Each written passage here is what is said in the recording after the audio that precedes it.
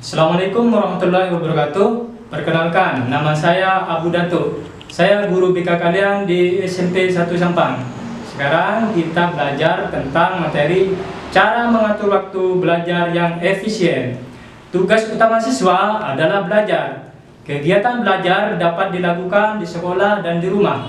Waktu untuk kegiatan belajar di sekolah yaitu kurang lebih 5 jam sehari. Sementara itu, waktu untuk belajar di rumah ditentukan oleh masing-masing siswa, disesuaikan dengan kondisi masing-masing. Penggunaan waktu belajar secara efisien dapat meningkatkan keberhasilan belajar siswa. Oleh karena itu, setiap murid sebaiknya dapat mengatur waktu belajar secara efisien. Petunjuk menyusun waktu belajar yang efisien. Agar siswa dapat menggunakan waktu belajar secara efisien, siswa dapat mengikuti petunjuk sebagai berikut. 1. Susunlah daftar kegiatan belajar. Siswa dapat menentukan kegiatan-kegiatan yang akan dilakukan pada hari tersebut. Kegiatan tersebut mencakup kegiatan sekolah pada hari itu, terutama tugas-tugas yang harus diselesaikan di rumah dan kegiatan belajar lainnya. Jenis kegiatan belajar di rumah mencakup kegiatan mengerjakan tugas sekolah dan kegiatan belajar di rumah, yaitu mempelajari buku paket, menghafal buku pelajaran, mengerjakan pekerjaan rumah, memindah catatan, sebuah ringkasan bahan pelajaran, mempersiapkan diri menghadapi ulangan, dan lain-lain. Setelah selesai menentukan jenis kegiatan belajar, selanjutnya menentukan prioritas pelaksanaannya dari kegiatan tersebut. Terpenting berturut-turut sampai yang kurang penting. Siswa dapat membuat daftar kegiatan belajar dalam buku, catatan harian, atau pada kertas. Contoh, kegiatan yang sudah diurutkan menurut prioritas pelaksanaannya. Seperti menghafal materi biologi untuk mempersiapkan diri menghadapi ulangan esok pagi, mengerjakan PR matematika, menghafal materi pelajaran agama, geografi, dan bahasa Inggris untuk mempersiapkan diri mengikuti pelajaran esok pagi. Mengerjakan tugas membuat prakarya yaitu membuat asbak dan tanah liat. Yang kedua, menetapkan waktu belajar. Masing-masing siswa mempunyai kebiasaan belajar yang berbeda. Ada individu yang bisa belajar dengan baik sore hari, ada pada yang malam hari, ada juga yang baik pada pagi hari. Dengan menetapkan waktu belajar tertentu sesuai dengan kondisi masing-masing individu, akan terbentuk kebiasaan belajar yang sangat baik. 3. Bertanyalah pada diri sendiri tentang pelajaran yang kamu anggap sukar dan pelajaran yang anggap kamu mudah. Masing-masing orang berbeda dalam menentukan pelajaran yang sukar dan yang mudah. Ada yang menganggap pelajaran matematika itu sulit dari pelajaran bahasa Inggris. Ada juga siswa yang menganggap pelajaran bahasa Inggris itu lebih sukar dari pelajaran matematika. 4. Pelajari lebih dulu yang Anda anggap sukar. 5. Mata pelajaran yang Anda anggap sulit hendaknya dipelajari lebih lama agar betul-betul Anda kuasai. 6. Waktu yang cukup untuk setiap mata pelajaran. 7. Membuat satuan belajar selama 1 jam. Tidak ada pedoman yang pasti untuk menetapkan lama waktu belajar. Umumnya, setiap babak waktu belajar antara 80 sampai 90 menit.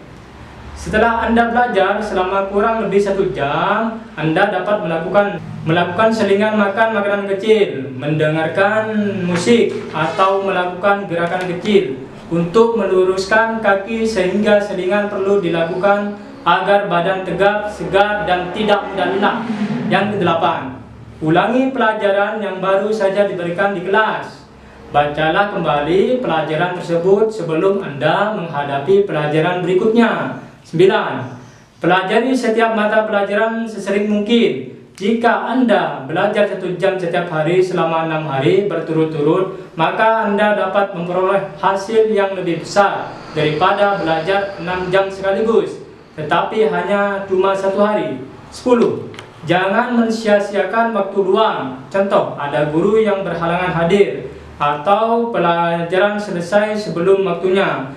Gunakan waktu luang itu untuk belajar, diskusi, atau membaca. 11. Ganti waktu belajar yang hilang Anda harus mengganti waktu belajar yang hilang karena melakukan kegiatan lain saat Anda harus belajar. Misalnya, harus menghadiri pesta pernikahan saudara, sehingga waktu belajar Anda hilang. Waktu yang hilang tersebut dapat diganti dengan mengurangi waktu untuk berekreasi atau bermain, sehingga alokasi waktu belajar Anda tetap pada porsinya.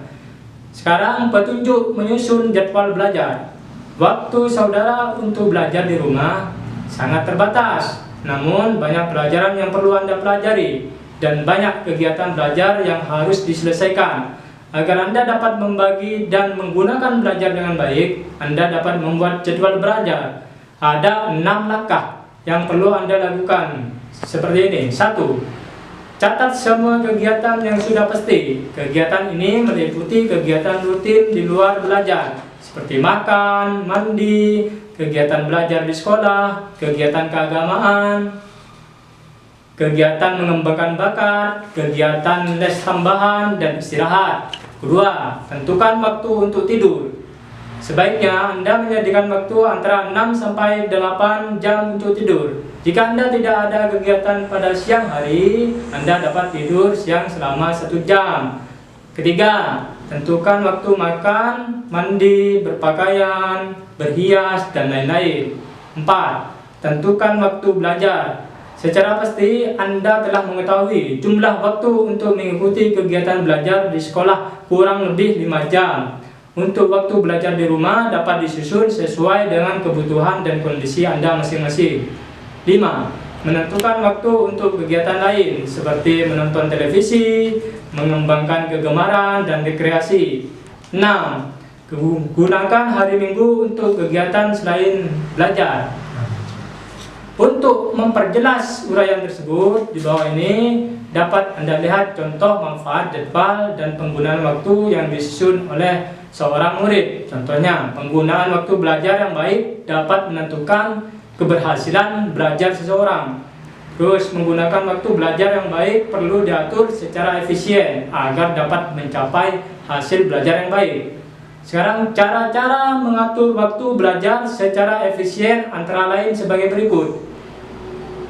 Menyusun daftar kegiatan sehari-hari, terus menerapkan waktu belajar sesuai dengan kondisi masing-masing, mempelajari lebih dulu pelajaran yang menurut Anda sukar atau sulit, menyediakan waktu yang lebih lama untuk mata pelajaran yang menurut Anda sulit, memberi waktu yang cukup untuk setiap mata pelajaran.